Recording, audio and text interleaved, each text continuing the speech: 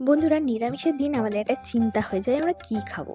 Veg ডালটা দেখছো, যেটা রেসিপি আগেই দিয়েছি, আর তার সঙ্গে আমরা বড়া খাচ্ছি। এবার কি বড়া সেটা তোমাদের দেখায়। হ্যাঁ, তেলের ওপরে ভাজা হচ্ছে বড়া। বড়াটা হচ্ছে বাঁধাকপির বড়া। বাঁধাকপিটাকে ঝিরি ঝিরি করে কাটতে হবে।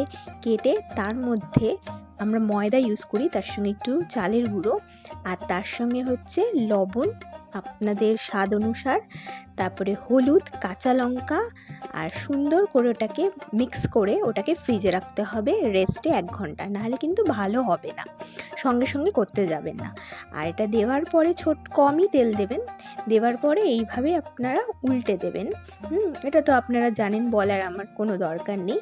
কিন্তু যেটা আমার বলার সেটা হচ্ছে বাঁধাকপিকে একদম সিমিতে করবেন, যাতে ভেতরটা কাঁচা না রয়ে থাকে। বাইরে তো মুচমুচ হবেই, কিন্তু ভেতরটা যাতে সুন্দরভাবে কুক হয় সেটাই আপনারা দেখে নেবেন। আমরা এটা বলে দিলাম কারণ আমরাও এটা এক্সপিরিয়েন্স করেছিলাম। তো এইটা নিরামিষের দিন আপনারা করে খাবেন, দেখবেন খুব ভালো লাগবে, আর টেনশনও থাকবে না যে নিরামিষের দিন কী ভাজা করব। কেমন লাগলো ভিডিও?